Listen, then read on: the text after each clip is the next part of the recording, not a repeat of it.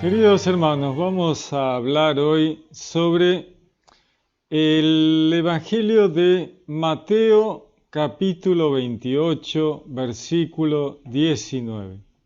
Muy específico, ¿no? 28, 19. Se suele decir que este versículo ha sido agregado, pero ¿será realmente que fue agregado con posterioridad? ¿Por qué se habla de que Mateo 28, 19 no estaba y que lo agregaron después? ¿Cuál es el problema? ¿Qué es lo que dice tan grave que hay toda esta lucha en tratar de decir que no estuvo nunca, que eso lo agregaron después? Vamos a leerlo. Entonces, Mateo 28, versículo 19, dice: Id pues y haced discípulos a todas las gentes, bautizándolas en el nombre del Padre y del Hijo y del Espíritu Santo, y enseñándoles a guardar todo lo que yo os he mandado. Esto lo dice Jesús, ¿no es cierto? Bueno, acá está el tema. El tema viene por aquellas facciones cristianas que no creen en la Trinidad, no entienden la Trinidad, no la aceptan y entonces dicen, no, estos trinitarios agregaron esto en Mateo 28 y eso ahí nunca estuvo. Dice, porque en Hechos 2:38 dice, y que cada uno de vosotros se haga bautizar en el nombre de Jesucristo para remisión de vuestros pecados y recibiréis el don del Espíritu Santo. Entonces ellos dicen, no. En Hechos 2 dice en el nombre de Jesucristo. Y acá hay varios temas. Por un lado, vamos a ver que Mateo 28 siempre estuvo. No es que se agregó después. Y entonces dicen, ¿cómo puede ser que en Hechos diga que en el nombre de Jesucristo y en Mateo se hable del Padre, del Hijo y del Espíritu Santo? Primero debemos comprender que por lo general se plantea un error en cuanto al nombre de Jesucristo. Se le da una cierta idea de conjuro o hechizo al nombre de Jesucristo. El nombre de Jesucristo tiene poder, dicen. Algunas facciones cristianas cometen este error de decir que el nombre de Jesucristo tiene poder, por el poderoso nombre de Jesucristo. Bueno, el nombre de Jesucristo no tiene ningún poder. El poder lo tiene Jesús, el Cristo, Dios. Dios tiene poder, pero el nombre de Jesucristo no tiene ningún poder. Eso sería bajar el nombre de Jesucristo a un simple conjuro o un hechizo. Entonces ahí hay un serio problema, ¿no? El equivocarse en cuanto a que cuando se dice bautizar en el nombre de Jesucristo, simplemente se está diciendo bautizar en la autoridad que Jesucristo dejó a la iglesia. De la misma manera, en Mateo 28 se está hablando de otra vez, ¿no es cierto?, de la autoridad que Jesús nos dio para bautizar como su iglesia en la autoridad del Padre, del Hijo y del Espíritu Santo. En el nombre, en la autoridad, con la autoridad de la Trinidad. Lo que ocurre es que hay algunas facciones que no logran comprender la Trinidad, no la entienden, no la aceptan, no creen y bueno, entonces dicen, no, Jesús y en el poderoso nombre de Jesús. Bueno, primero Jesús es la encarnación terrenal del Verbo, de la palabra de Dios. La palabra de Dios está desde el principio, existió siempre y siempre fue Dios. Esta palabra que Dios personaliza, su palabra como una persona independiente, con libre albedrío, con decisión, en esa cosa que no logramos terminar de comprender cómo puede ser. Entonces tenemos el Padre, la inteligencia y el que tiene el diseño, el que tiene el proyecto, su palabra la personaliza a Dios y de esa manera el verbo adquiere independencia, libre albedrío, de tomar decisiones, y el Espíritu de Dios, el Espíritu Santo que proviene de Dios. Por lo tanto, proviene tanto del Padre como del Verbo, porque el Padre y el Verbo son Dios. Aún teniendo esta situación, que es muy difícil de asimilar, de que son tres personas, decimos, porque no hay palabra para esto, y lo más cercano para un concepto mental que uno pueda pensar es persona. Pero eso no llega, ni a los talones de lo que es la realidad divina, no hay forma, no hay caso. Dios es uno en tres personas, el Padre, por llamarlo de alguna manera, que no es Padre, el Verbo, que fue llamado y se llama, es llamado Hijo, que tampoco es Hijo, porque Dios no es Padre y Dios tampoco es Hijo, pero es llamado Hijo de Dios. Entonces tenemos el Padre, el Verbo que es llamado Hijo, y el Espíritu de Dios, el Espíritu Santo que proviene de los dos porque los dos son Dios. Bueno, ahora viene el tema de Mateo 28. ¿Cómo podemos saber que Mateo 28 estaba ya en los Evangelios y no fue agregado por los trinitarios, como dicen algunas facciones? Los trinitarios agregaron Mateo 28 para reforzar la Trinidad. Pero, a ver, hay material de la misma época en que fueron escritos los Evangelios donde esto de Mateo 28 ya estaba. Y entonces, si ya está en material de aquella época, a la par de que Mateo y Marcos fueron escritos, entonces ya estaba en Mateo 28. Vamos a ver la evidencia más cercana a la escritura de Mateo y Marcos. ¿Cuál es? Y es la Didaché. La Didaché o Didaché es un documento de aquel primitivo cristianismo del principio. Estamos hablando la Didaché o la Didaché, que son las enseñanzas de los apóstoles. Es un documento escrito entre el 65 y el 80. Obviamente después de Cristo, 65, 80. Entonces estamos hablando de un material recopilado y que tiene que ver con las enseñanzas de los apóstoles ahí. O sea, a ver, en el momento en que se escribían los evangelios. ¿Y qué dice la Didache? La Didache dice, acerca del bautismo, bautizad de esta manera. Dichas con anterioridad todas estas cosas. Bautizad en el nombre del Padre y del Hijo y del Espíritu Santo en agua viva. ¿Qué es el agua de la vertiente? Dice, si no tienes agua viva, bautiza con otra agua. Si no puedes hacerlo con agua fría, hazlo con agua caliente. Si no tuvieras ni una ni otra, derrama agua en la cabeza 3 veces en el nombre del Padre y del Hijo y del Espíritu Santo. O sea, está diciendo que si no hay agua suficiente para que la persona pueda meterse en el agua, ¿no?, en una vertiente para ser bautizada, no hay suficiente agua, no hay una vertiente lo suficientemente profunda como para poder meter a alguien ahí que se pueda meter en el agua, bueno, agarrá un poquito de agua de la vertiente y derramáselo en la cabeza. Listo, súper sencillo, no es necesario sumergirlo. No, pero dicen algunas facciones, hay que sumergirlo, llenemos una pileta de natación, vamos al río, ¿cómo lo vas a bautizar si no hay suficiente agua para meterlo bajo el agua? A ver, pensemos un poquito seriamente.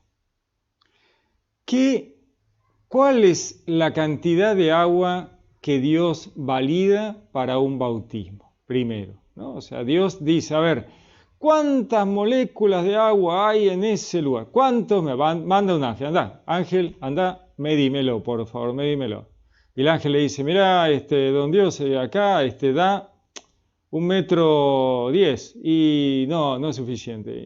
Pero lo bautizamos, no, ese bautismo no tiene sentido, no va a funcionar. No, necesitamos 1,50 metros, 1,40 metros, 1,30 metros.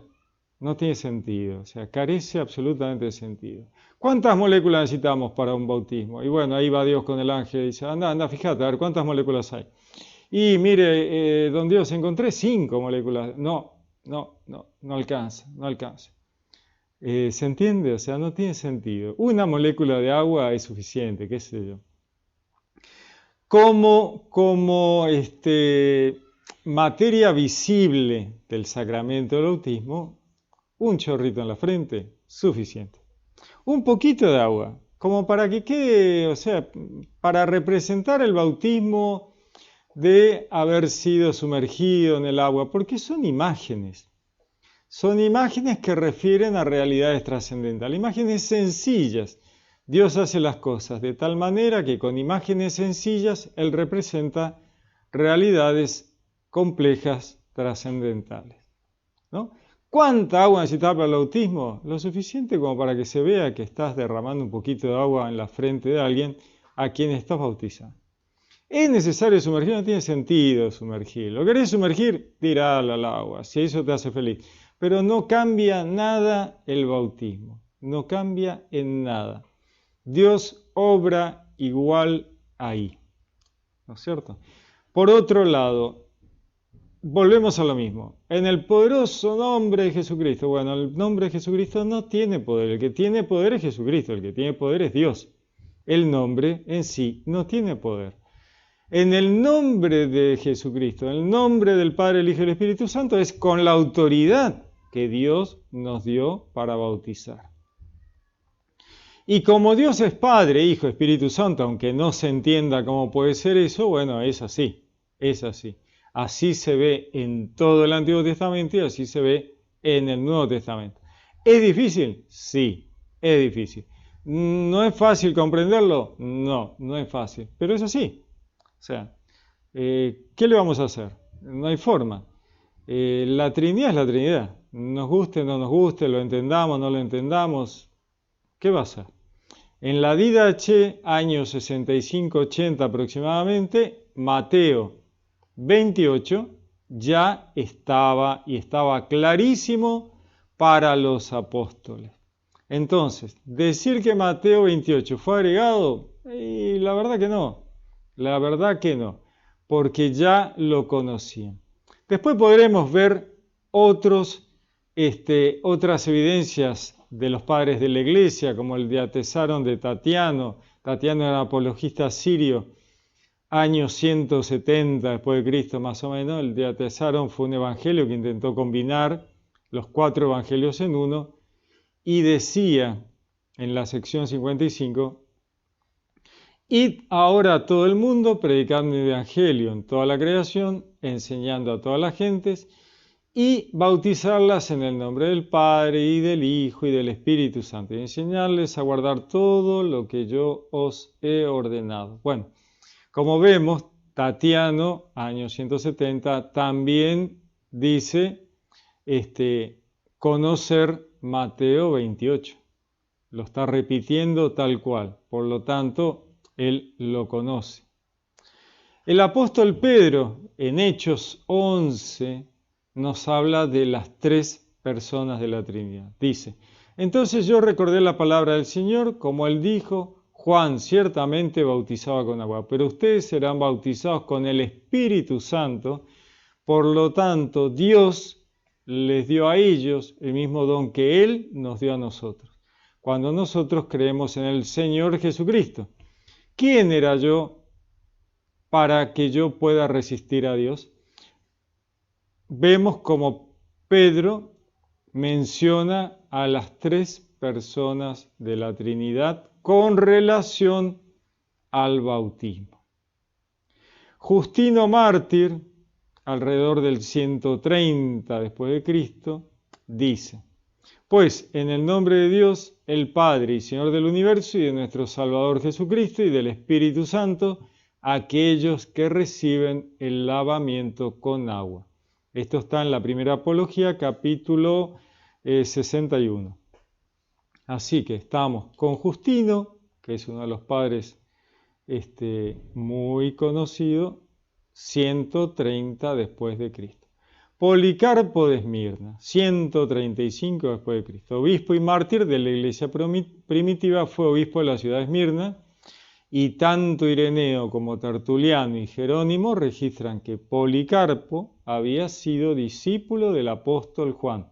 Policarpo de Esmirna, 135 después de Cristo, 35 después de Cristo, dice: yo te bendigo porque tú me has considerado a mí digno en este día y hora, que yo pueda recibir un lugar entre el número de mártires en la copa de tu Cristo, para la resurrección a vida eterna, tanto del cuerpo y del alma, en la incorruptibilidad del Espíritu Santo, quiera yo ser recibido entre ellos en tu presencia hoy como un rico y aceptable sacrificio. Como tú has preparado y revelado de antemano y has cumplido ahora, tú que eres el fiel y verdadero Dios, por esta razón ciertamente, por todas las cosas, yo te alabo, yo te bendigo, yo te glorifico a ti a través de todo el eterno y celestial sumo sacerdote Jesucristo, tu Hijo amado, para que a ti, con Él y con el Espíritu Santo, sea la gloria, tanto ahora como en las edades por venir. Amén.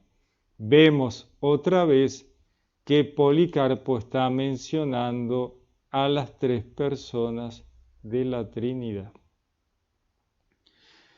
Y obviamente Policarpo conoce claramente Mateo 28.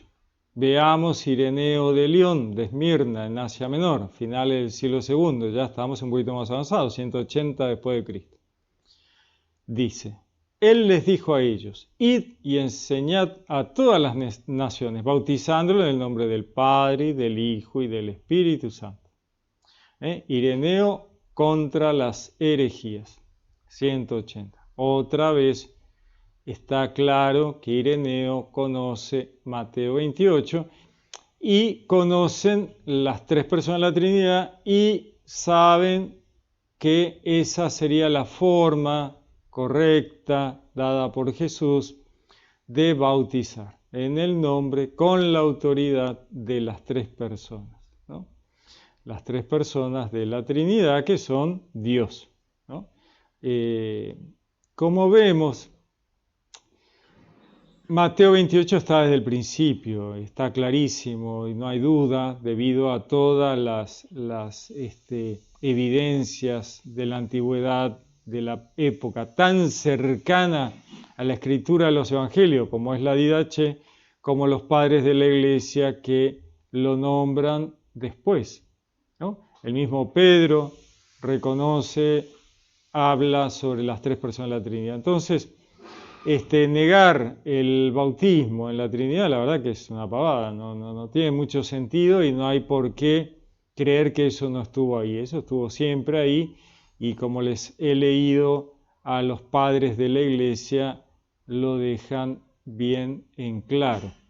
Obviamente que hay facciones cristianas que son anticatólicas que tratan de hacer pensar que el catolicismo inventó las cosas. Bueno, la verdad que no. La verdad que no. Eso está ahí desde el Antiguo Testamento y continúa en el Nuevo Testamento. El cristianismo no inventa nada, es todo parte del judaísmo. Y el judaísmo ya tenía las tres personas en su texto. Puede ser que no de la forma en que se encara en el cristianismo a través de Jesús, pero ya estaba. O sea, el Espíritu Santo estuvo siempre, el Ruach HaKodesh estuvo siempre. Jesús viéndose en las nubes del cielo, en las profecías, el Hijo del Hombre, la palabra de Dios manifestando la creación en Génesis 1, Bereshit bara Elohim, bara, manifestar, o sea, Dios manifiesta la creación a través de su palabra. La verdad que no hay forma, si se estudia, de perderse. Hay que estudiar un poquito, hay que estudiar, buscar el material, preocuparse por investigar. Uno no se puede quedar con alguien que les dice, bueno, no, los trinitarios, la Iglesia Católica. Bueno, la verdad, hay que estudiar un poquito, ¿no? Cuando le dicen, no, pues la Iglesia Católica nació con Constantino. Bueno, ahí se da otra pavada.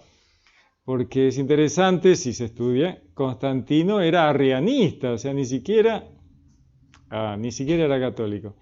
Se convierte al catolicismo antes de morir, pero mientras tanto había sido arrianista porque para Constantino era más fácil ser arrianista que ser católico, simplemente porque él era politeísta, era un romano politeísta y el arrianismo le quedaba mejor. Bueno, creo que más o menos tenemos un poquito más claro Mateo 28, 19. Estuvo siempre, ¿eh? No fue agregado ni nada por el estilo, ya se los mostré y la mejor clave es la didaché del 65 después de Cristo. Muy bien, queridos hermanos, que Dios los bendiga. Los saludo con gran afecto. Les habló Pablo Castro.